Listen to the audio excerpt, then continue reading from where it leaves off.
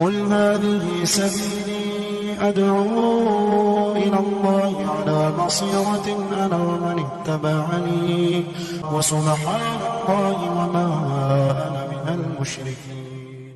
أعوذ بالله من الشيطان الرجيम बिस्मिल्लाहिर्रहमानिर्रहीम।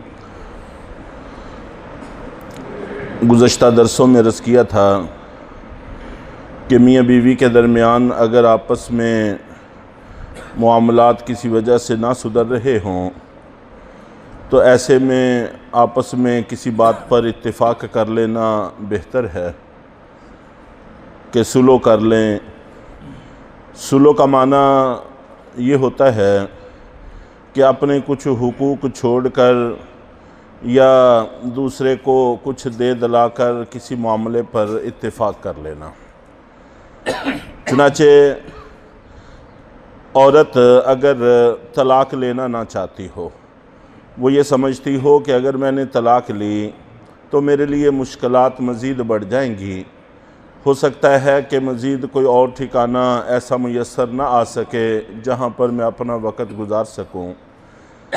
तो मर्द को ऐसे मौके पर चाहिए कि उसको अपने निकाह में रखे और इसको गनीमत समझे कि हुकूक कम हैं या बिल्कुल नहीं हैं और मुफ्त में एक बीवी हासिल है।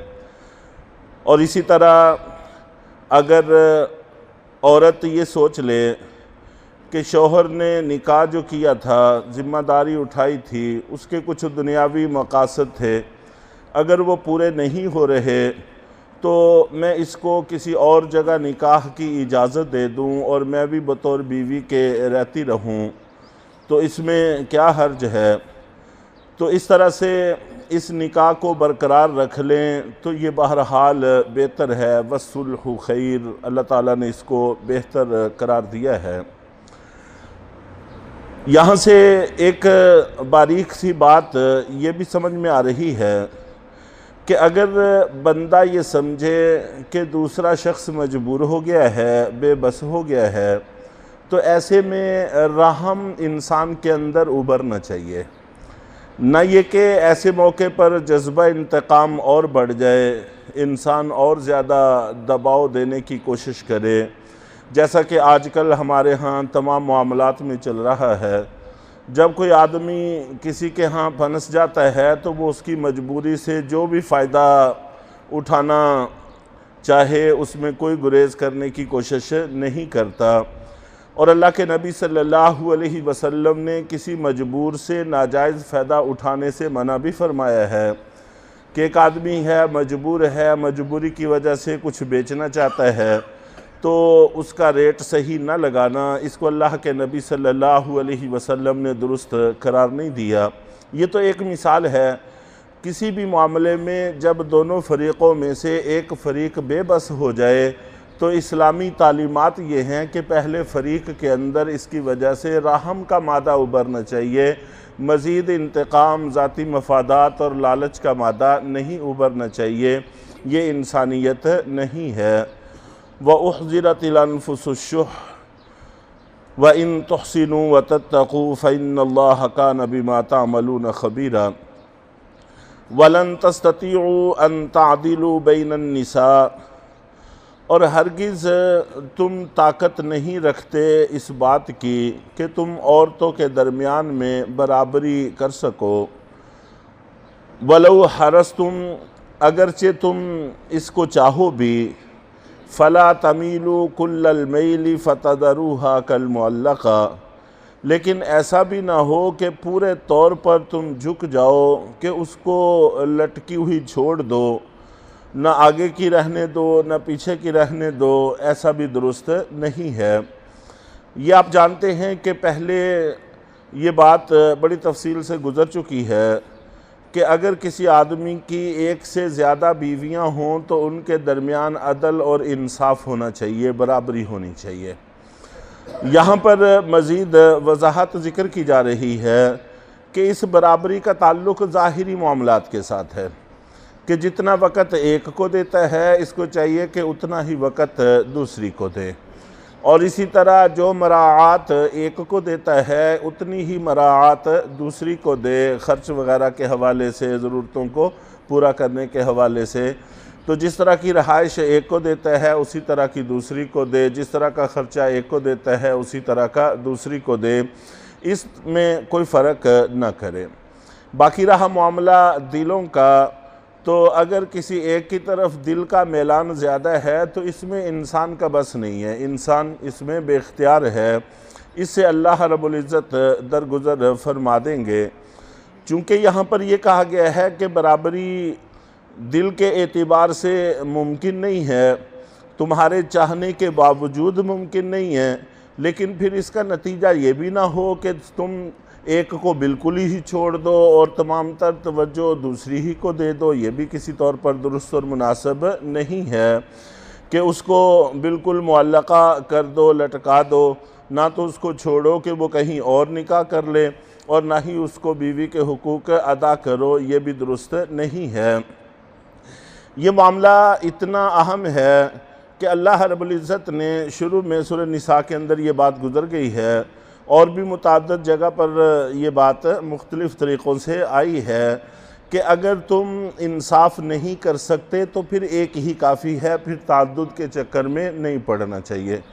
और ख़ुद अल्लाह के नबी सल्लल्लाहु अलैहि वसल्लम के मामले को अगर देखें तो आप पर बराबरी शर्त नहीं थी, बराबरी की कैद आपसे उठा दी गई थी। 22वें पारे में बड़ी तफसील से इसका तज़किरा मौजूद है कि आपको बराबरी का पाबंद नहीं किया गया था, लेकिन इसके बावजूद अल्लाह के नबी सल्लल्लाहु अलैहि वसल्लम बराबरी किया करते थे।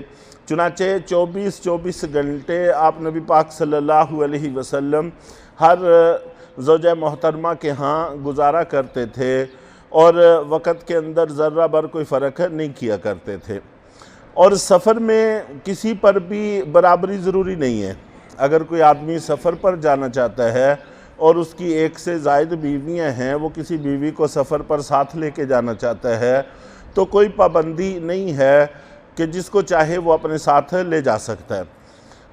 ऐसा ज़रूरी नहीं है कि एक सफ़र में अगर एक को लेके गया है तो दूसरे सफ़र में ज़रूर ही दूसरी को भी लेकर जाए, क्योंकि सफ़र एक मुश्किल मरहला होता है, उसमें ऐसे शख्स की ज़रूरत होती है जो मामलात में मुआविन बने, ना कि ऐसे की जो बोझ बने।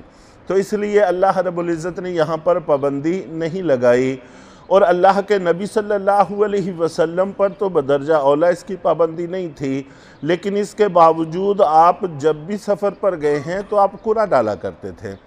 तो फिर कुरा में जिसका नाम निकल आता था तो उनको अपने साथ लेकर जाया करते थे।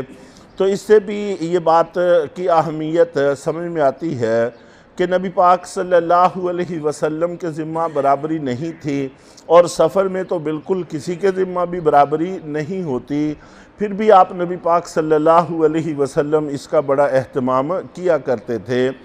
तो ऐसा नहीं होना चाहिए कि आदमी एक से ज़्यादा शादियां करे और उनके दरमियान में बराबरी न करे। हालांकि ऐसा हो रहा है और हमारे मुआशरे में बड़ी कसरत से ऐसा हो रहा है, और बहुत मर्तबा तो ऐसा होता है कि पहली को बिल्कुल नज़रअंदाज ही कर दिया जाता है। तो ये बात ठीक नहीं है और नहीं, हरगिज़ भी तुम इस बात की ताकत नहीं रखते कि तुम इंसाफ कर सको।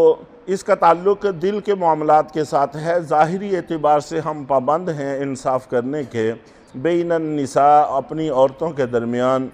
वलो हरस्तुम, तुम बराबरी करना भी चाहो। हरस्तुम हरीस से है, हमारी अपनी उर्दू में भी ये लफ्ज़ इस्तेमाल होता है कि जिस चीज़ को इंसान बहुत ज़्यादा चाहे तो कहते हैं कि ये आदमी तो उसका हरीस है। तो अगर हिरस की हद तक भी इंसान बराबरी करना चाहे तो दिल का मामला ऐसा है कि फिर भी इंसान के बस की बात नहीं है। लेकिन इसका नतीजा ये भी नहीं होना चाहिए कि फ़ला तमीलु कुल्लल मैल, के पूरे तौर पर एक ही की तरफ माइल कर जाए। फ़तदरूहा कल मुअल्लक़ा, के दूसरी को लटकी हुई छोड़ दे।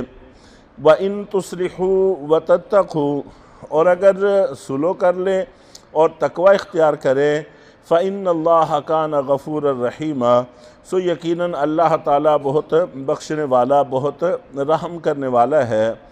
व इन यतफ़र्रक़ा युग़निल्लाहु कुल्लम मिन सअतिह, और अगर कोई भी नबाह की सूरत ना बन रही हो तो बहरहाल तलाक़ भी एक जायज़ अमर है।